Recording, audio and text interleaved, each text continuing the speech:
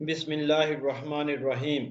My ये students, आप सब कैसे हैं? अल्लाह ताला आपको खुश रखे, कामयाबियां अता फरमाए।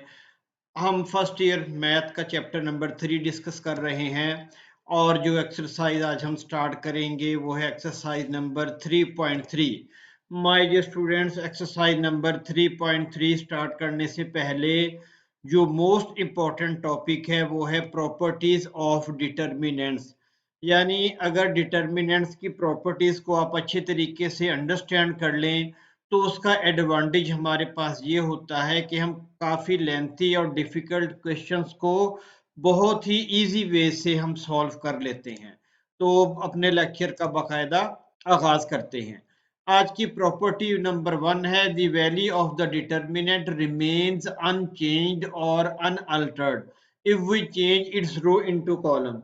कि अगर हम किसी डिटर्मिनेंट के रोज को कॉलम में चेंज कर दें, इन सिंपल वर्ड किसी डिटर्मिनेंट का हम ट्रांसपोज ले लें और ट्रांसपोज लेने के बाद जो है उसकी वैल्यू में किसी किस्म की चेंजिंग नहीं आएगी।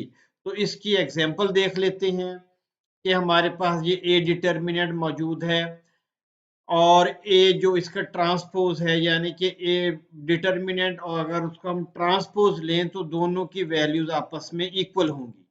तो इसकी एग्जांपल देखते हैं। यहाँ पे इसका प्रूफ मैंने दिया हुआ है कि ए हमारे पास एक मैट्रिक्स है, 4 3 2 2 इसके एलिमेंट्स हैं और अब इसका हम डिटर्मिनेंट लेते हैं।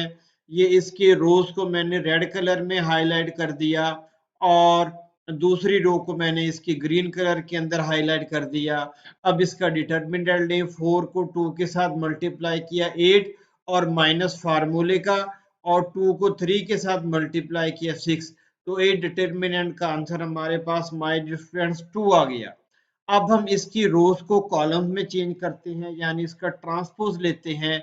ये देखिए, मैंने इसकी रोज को कॉलम्स की सूरत में लिख दिया और इसका डिटर्मिनेंट लिया तो बिल्कुल वही हमारे पास आंसर आया। तो इस तरीके से ए डिटर्मिनेंट और इसका जो ट्रांसपोज है उसकी वैल्यूज को अगर हम फाइंड आउट करें तो दोनों का आंसर बिल्कुल सेम आएगा। ये हमारी पहली प्रॉपर्टी थी। इस प्रॉपर्टी को आपने अपने जहन में रखना है। पूरी स्टेटमेंट को याद करना जरूरी नहीं।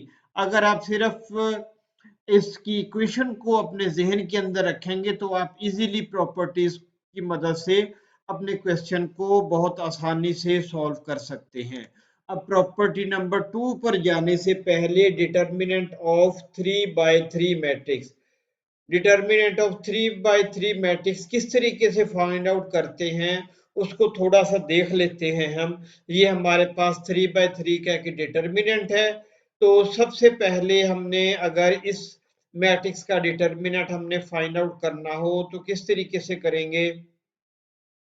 ये देखिए, हमारे पास ए बी सी हमारे पास पहली रो है और हम पहली रो के मुताबिक इसको एक्सपेंड करेंगे तो हमारे पास आ जाएगा ए को हमने एज इट इज लिख दिया और फिर उस कॉलम को, उस रो को और कॉलम को हमने जो एक्सक्लूड कर देना है उसको शामिल नहीं करना। अब आपकी आसानी के लिए मैं आपको थोड़ा गाइड भी कर देता हूं। देखिए, ए के मुताबिक हमने पहली रो के मुताबिक हमने एक्सपेंड किया तो बी को भी कैंसिल कर दें और इसके बाकी कॉलम के एलिमेंट्स को भी कैंसिल कर दें। अब ये जो रिमेनिंग एलिमेंट्स हमारे पास बचे हैं हमने इनको काउंट करना है। ए determinant of E F H I, A determinant of E F H I हमारे पास आ गया। ठीक है माय डियर स्टूडेंट्स। उसके बाद हमारे पास अब माइनस बी। अब पहले प्लस फिर माइनस बी को हमने माइनस फार्मूले का फिर बी को यहां पे लिख लिया।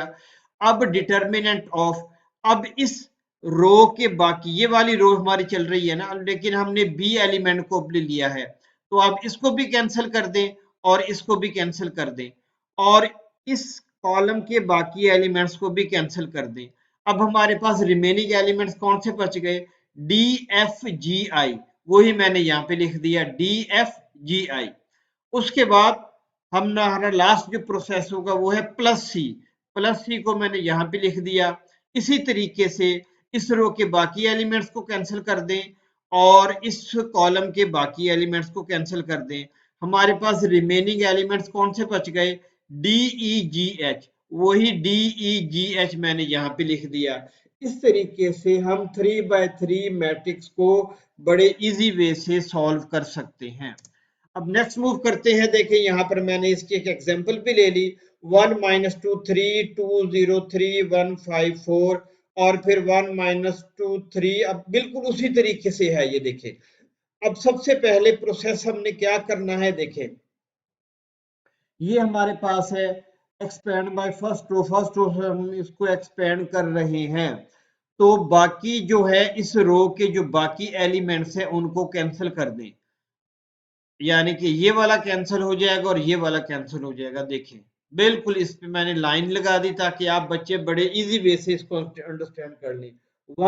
वन मैंने यहाँ पे लिख दिया, मल्टीप्लाई बाय 0354।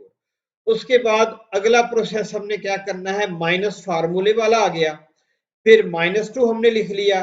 -2 लिखेंगे तो ये 1 और 3 कैंसिल हो जाएगा और कॉलम के बाकी एलिमेंट्स कैंसिल हो जाएंगे। देखिए उन पे मैंने लाइन लगा दी। अब -2 एज इट इज आ गया, 2314। उसके बाद हमारे पास आ जाएगा +3 को एज इट इज लिख दिया। 1 -2 कैंसिल हो जाएगा, 3 4 कैंसिल हो जाएगा। देखिए इस तरीके से 1 -2 कैंसिल हो गया, 3 एंड 4 कैंसिल हो गया। इस तरीके से हमने इसको सिंप्लीफाई कर लिया। बाकी प्रोसेस इसका बिल्कुल सिंपल है। जिस तरीके से हम 2x2 मैट्रिक्स को फाइंड आउट, 2x2 डिटर्मिनेंट को फाइंड आउट करते थे, इसी तरीके से आप इसको फाइंड आउट कर लें। 1 मल्टीप्लाई बाय 0 -15, फिर -2 +2, फिर 8 -3, फिर +3 और 5 2 10 -0। इसको सिंप्लीफाई कर लें, हमारे पास 25 आंसर आ जाएगा। तो इस तरीके को फॉलो करते हुए आप किसी भी 3x3 मैट्रिक्स को बड़े इजी वे से उसके डिटर्मिनेंट को फाइंड आउट कर सकते हैं। अब माय डियर स्टूडेंट्स, हमारे पास प्रॉपर्टी नंबर 2 आ गई। इफ एनी टू रोज और two columns of a determinant are identical, अगर कोई भी दो रोज या दो कॉलम्स किसी डिटर्मिनेंट के आइडेंटिकल हो, यानी उनकी वैल्यूज बिल्कुल सेम हो, तो हम बिल्कुल आसानी के साथ उनकी वैल्यू मालूम कर सकते हैं और वो हमारे पास क्या होगी, 0 के बराबर होगी। बहुत ही इंपॉर्टेंट प्रॉपर्टी और बहुत ही ज्यादा आसानी से अपने क्वेश्चन को सॉल्व करने के लिए इस प्रॉपर्टी का इस्तेमाल किया जाता है। दोबारा देखें, अगर किसी मैट्रिक्स के अंदर कोई से दो कॉलम या दो रोज आइडेंटिकल होंगे, यानी उनकी वैल्यूज एक जैसी होंगी, तो उनकी डिटर्मिनेंट की वैल्यू 0 के बराबर होगी। अब इसकी एग्जांपल भी देख लेते हैं, प्रूफ इसका। ये हमारे पास मैट्रिक्स है 1 2 3 4 5 6 1 2 3। अब आप गौर करें तो यहाँ पर हमारे पास जो फर्स्ट एंड थर्ड रोज हैं वो आइडेंटिकल हैं, वो बिल्कुल एक जैसी हैं। और यही मैंने इस प्रॉपर्टी के स्टेटमेंट में लिखा है, if any two rows of a determinant are identical.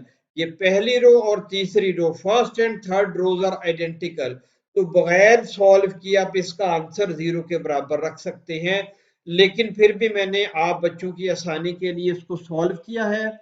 इसको सॉल्व करें, 1 एज इट इज आ गया, 5 को 3 से मल्टीप्लाई किया 15, माइनस फार्मूले का 2 को 6 के साथ मल्टीप्लाई किया 12, फिर -2 आ गया, फिर 4 को 3 के साथ मल्टीप्लाई किया 12 और 1 को 6 के साथ मल्टीप्लाई किया 6, फिर +3 आ गया हमारे पास, 4 को 2 के साथ मल्टीप्लाई किया 8, माइनस फार्मूले का 1 को 5 के साथ मल्टीप्लाई किया 5। अब इसको सिंप्लीफाई करें, सिंप्लीफाई करने के बाद हमारे पास जो आंसर आएगा वो 0 के इक्वल आ जाएगा और ये प्रॉपर्टी हमारी प्रूफ हो गई। इसी तरीके से एक और एग्जांपल देख लेते हैं, 1 2 1 4 5 4 1 2 1।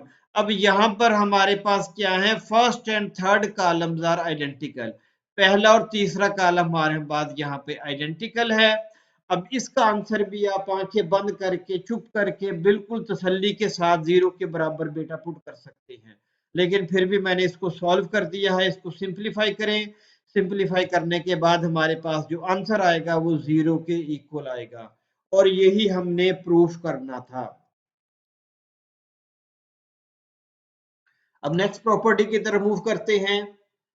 If all the elements in any row or column of a square matrix are zero, अगर किसी स्क्वायर मैट्रिक्स के अंदर किसी रो या कॉलम के तमाम एलिमेंट जीरो के बराबर हों, then the determinant of that matrix is equal to zero, तो उस डिटर्मिनेंट का जो मैट्रिक्स है, उस मैट्रिक्स का जो डिटर्मिनेंट है वो जीरो के बराबर होगा।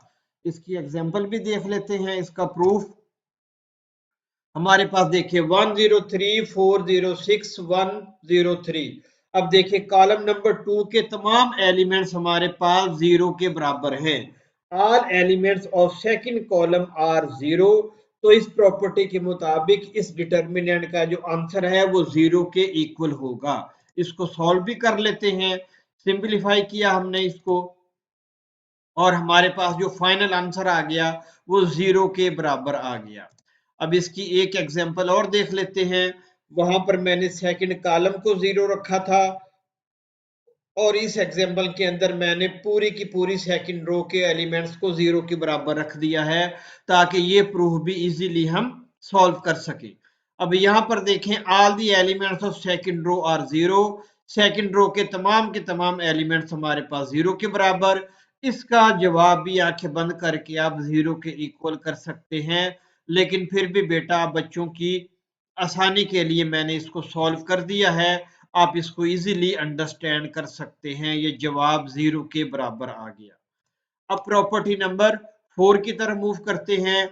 इफ एनी टू रोज और columns of a determinant are interchange, अगर किसी भी डिटर्मिनेंट के रोज या कॉलम्स को हम चेंज कर दें, then sign of determinant changes, तो डिटर्मिनेंट का जो साइन होगा वो चेंज हो जाएगा। इस बात को अंडरस्टैंड करें।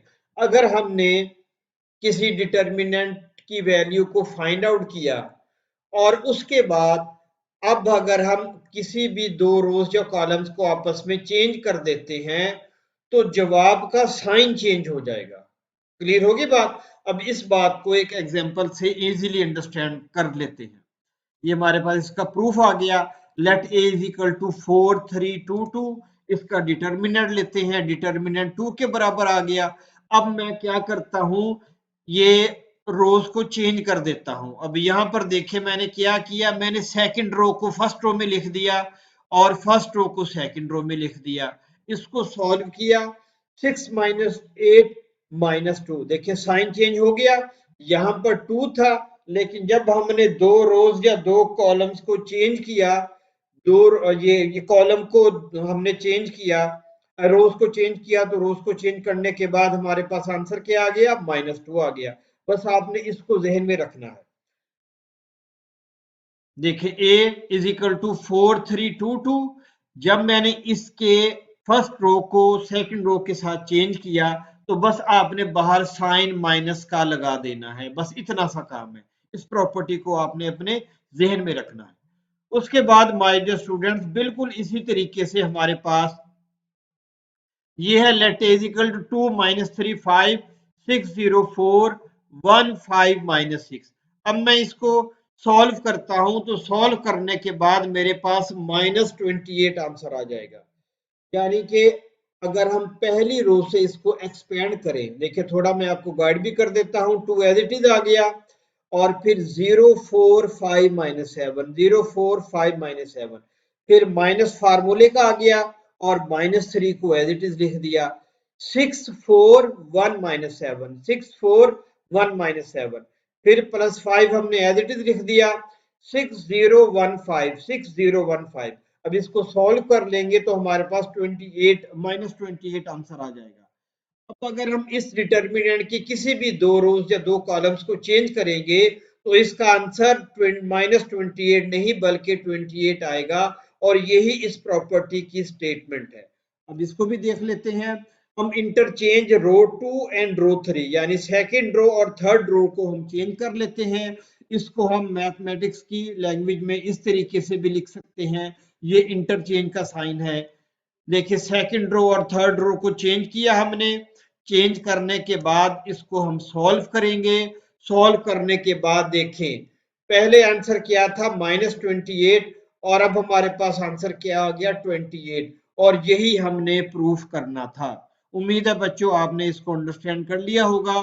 फिर भी अगर आपको किसी किस्म का प्रॉब्लम हो तो आप कमेंट्स में मुझसे पूछ सकते हैं। उसके बाद हमारे पास property number 5, if each element of a row और a column of determinant is multiplied by a constant k, अगर हर किसी डिटर्मिनेंट के किसी भी रो के हर एलिमेंट को या कॉलम के हर एलिमेंट को हम कांस्टेंट के साथ मल्टीप्लाई करें, then the value of a determinant is K determinant A. तो डिटर्मिनेंट की जो वैल्यू आएगी वो के डिटर्मिनेंट ए के बराबर होगी। अब इसको प्रूफ कर लेते हैं। देखिए हमारे पास एक डिटर्मिनेंट एक मैट्रिक्स है, ए बी सी डी 2/2 की हमारे पास मैट्रिक्स है। अब देखें इसका हमने डिटर्मिनेंट लिया A D minus C B, A D minus C B.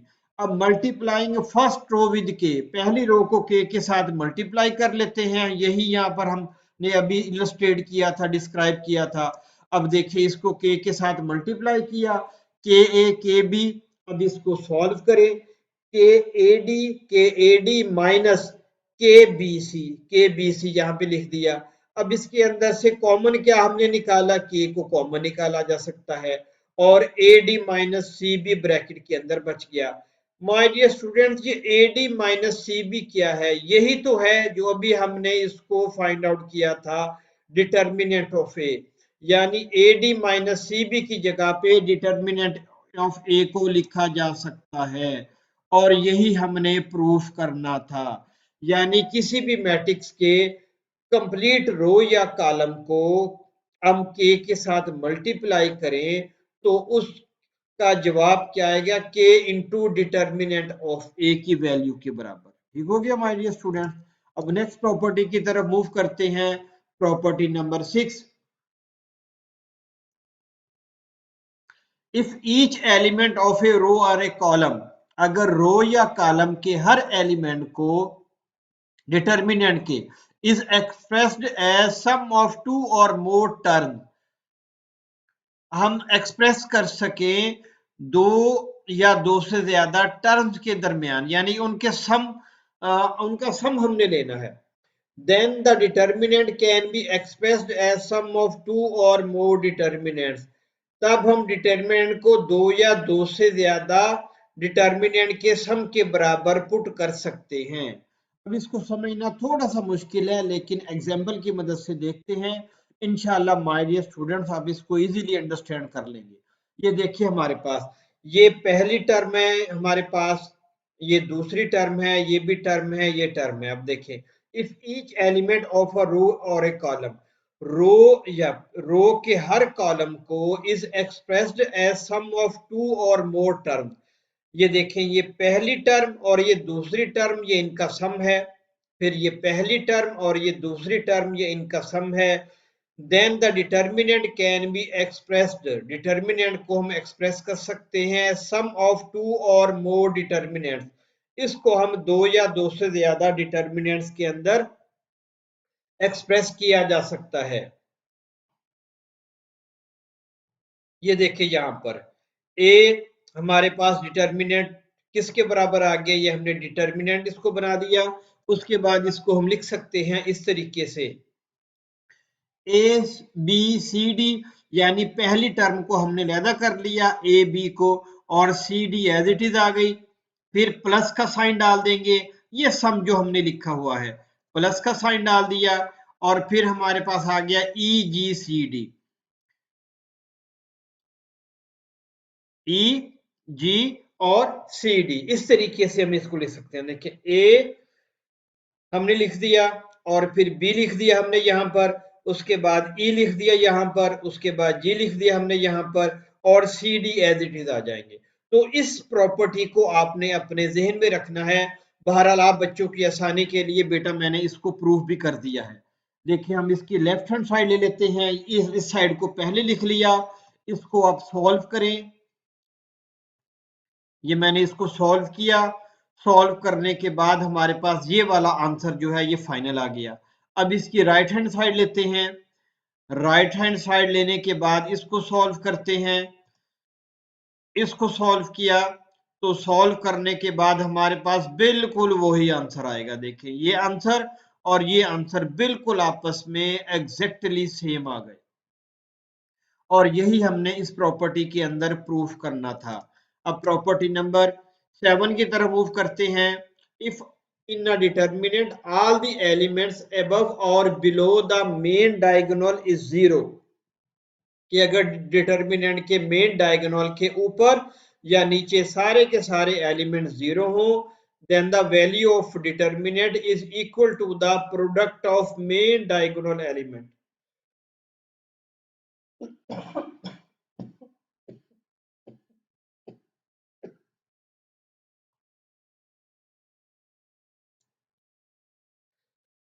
Ji my dear students, आपने इसको अंडरस्टैंड कर लिया, उम्मीद है आपको समझ आ गई होगी। अब इसको देख लेते हैं, बहुत ही आसान प्रॉपर्टी है। देखें ये हमारे पास मेन डायगोनल है, इससे ऊपर सारे एलिमेंट जीरो, तो अब हम किस तरह करेंगे, ये मेन डायगोनल के एलिमेंट्स को मल्टीप्लाई कर लेंगे। 2 1 जार 2, 2 3 जार 6, तो इसका आंसर आप आंखें बंद करके 6 के बराबर पुट कर सकते हैं। ये देखें इसको हमने सॉल्व किया तो हमारे पास आंसर क्या आ गया, 6 आ गया माय डियर स्टूडेंट। अगर ऐसा हमारे पास कोई आ जाए मैट्रिक्स जिसके अंदर हमारे पास मेन डायगोनल के ऊपर या मेन डायगोनल के नीचे सारे के सारे एलिमेंट जीरो हो, तो मेन डायगोनल्स के नंबर्स को आपस में मल्टीप्लाई करने के बाद आपका जो आंसर आएगा वही इस डिटर्मिनेंट का फाइनल आंसर होगा। उसके बाद what is a multiple in math, math के अंदर मल्टीपल से क्या मुराद है, इसको अंडरस्टैंड करें, क्योंकि अगली प्रॉपर्टी के अंदर जो लास्ट प्रॉपर्टी आ रही है उसके अंदर मल्टीपल का यूज होगा, और स्टूडेंट्स को ये पता ही नहीं होता कि मल्टीपल क्या होते हैं। A multiple in math are the numbers, math के अंदर मल्टीपल नंबर्स होते हैं, यू गेट जिसको आप हासिल करते हैं when you multiply a certain number by N integer, जब आप एक नंबर को किसी इंटीजर के साथ मल्टीप्लाई करते हैं। For example multiples of 5 are, 5 को 2 के साथ मल्टीप्लाई किया 10, 5 को 3 के साथ मल्टीप्लाई किया 15, 5 को 4 के साथ मल्टीप्लाई किया 20 एंड सो ऑन।